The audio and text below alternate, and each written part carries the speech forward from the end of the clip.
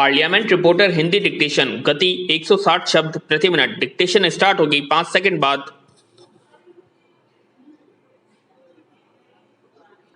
Start. सबसे पहले तो मैं अपने बारे में स्पष्ट कर दूं कि मैं अश्वेत हूं और मेरा जन्म जर्मनी की राजधानी बर्लिन में हुआ। मेरी मां जर्मनी से है और पिता घाना मूल के हैं।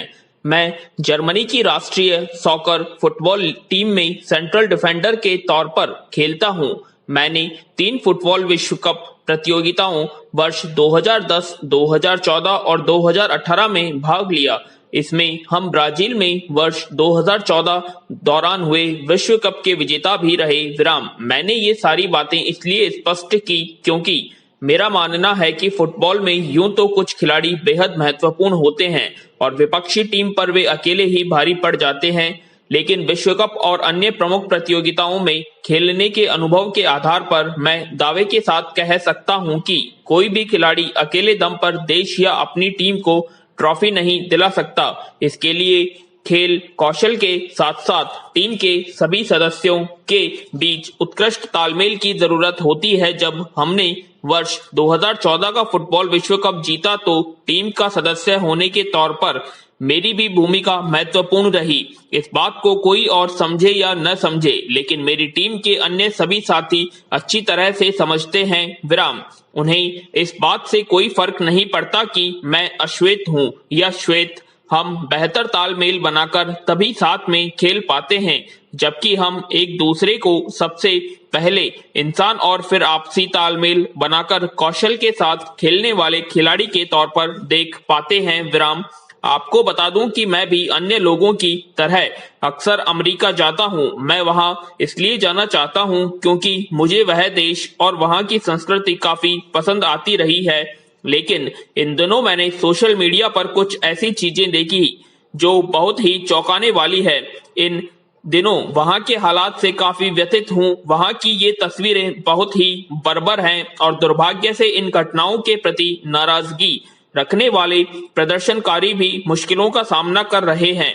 इन सारे संदर्भ में मेरा मानना है मारे गए अश्वेत अमेरिकी नागरिक जॉर्ज फ्लॉयड का मामला दिखाता है कि अमेरिका में अश्वेत लोगों के खिलाफ नस्ल भेद बहुत ही व्यापक है।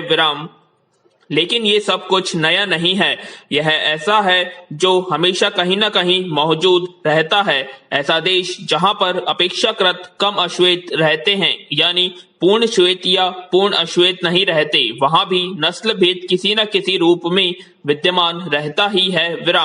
गोरी त्वचा वालों के वहां सुंदर माना जाता है। भले ही वहां अश्वेतों से घृणा न भी की जाए, लेकिन उन्हें कमतर नजरिए से जरूर देखा जाता है। ऐसा एशिया के बहुत से देशों में देखने को मिल जाता है, लेकिन बात यदि दुनिया के सबसे बड़े लोकतांत्रिक देश अमेरिका की करे तो वहां पर यह कुछ ज्यादा ही देखने को मिल जाता है।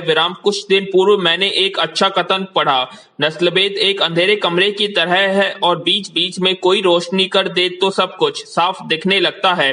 अगर कोई कहे कि अफ्रीकी अमेरिकियों ने अमेरिका की छवि और संस्कृति के लिए जो कुछ किया है उसके बारे में बताए तो वास्तविकता यह है कि मैं इसकी विस्तृत व्याख्या नहीं कर सकता। मैं तो सिर्फ खेलों, फैशन और म्यूजिक की बात ही कर पाने में सक्षम हूँ। अलबत्ता इस बात की और जरूर ध्यान दिलाना चाहूंगा कि अमेरिका के राष्ट्रपति के तौर पर बराक ओबामा भी एक मशहूर हस्ती रहे हैं।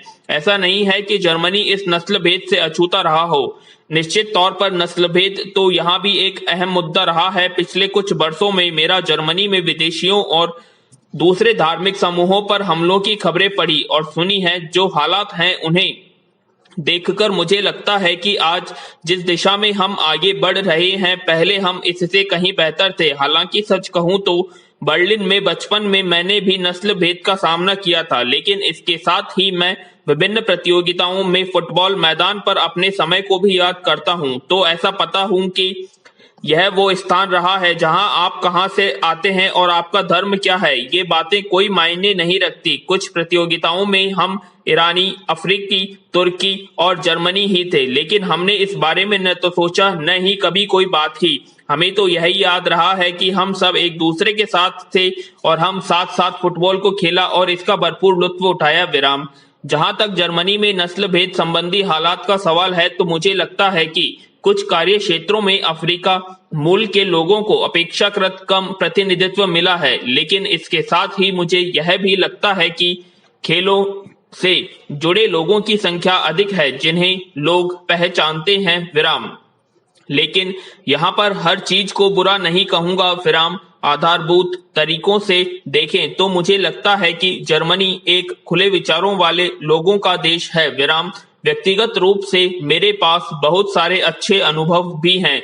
हालांकि यूरोप में ऐसे देश भी हैं जहां नस्लीय भेदभाव काफी ज्यादा देखने को मिलता है विराम। प्रश्न उठता है कि अश्वेतों के खिलाफ होने वाले नस्लीय भेदभाव की घटनाओं पर अश्वेत खिलाड़ी अपनी टिप्पणी देते रहते हैं, लेकिन श्वेत खिलाड़ी कुछ कहना नहीं चाहते या कहते नहीं हैं। क्या इसका अर्थ यह लगाया जाना चाहिए कि वे नस्लीय भेदभाव के विरुद्ध नहीं हैं? इस संदर्भ में मैं यही कहना चाहूंगा कि कोई भी गोरा खिलाड़ी जो अभी बोल नहीं रहा है वह नस्ल भेदी नहीं है। जब मैं नस्लीय भेदभाव के खिलाफ हो रहे प्रदर्शनों के वीडियो देखता हूं तो मैं हर रंग के लोग देखता हूं विराम। हाँ, अगर गोरे खिलाड़ी अपनी ख्याति का इस्तेमाल कर इस मामले में सहयोग दें तो ये तो बहुत ही अच्छा होगा। कई खिलाड़ी ऐसा करते भी हैं, लेकिन मुझे लगता है कि इस मामले में अभी बहुत अधिक सुधार की गुंजाइश है विराम। हमें यह बात समझनी चाहिए कि हर बात बच्चों की शिक्षा से शुरू होती है। यह सबसे महत्वपूर्ण चीज है। इस दुनिया में कोई भी बच्चा जन्म से नस्ल भेदी नहीं होता है। यह माता पिता पर निर्भर करता है कि आखिर वे अपने बच्चे से क्या कहते हैं, वे उसे किस तरह का इंसान बनाना चाहते हैं। मुझे लगता है कि सबसे बुरा तो ये होगा कि मेरे बच्चे नस्लीय भेदभाव का सामना करें। बहुत ही जरूरी है कि हम अपने बच्चों को सिखाएं कि नस्ल भेद किसी भी तरह स्वीकार्य नहीं है।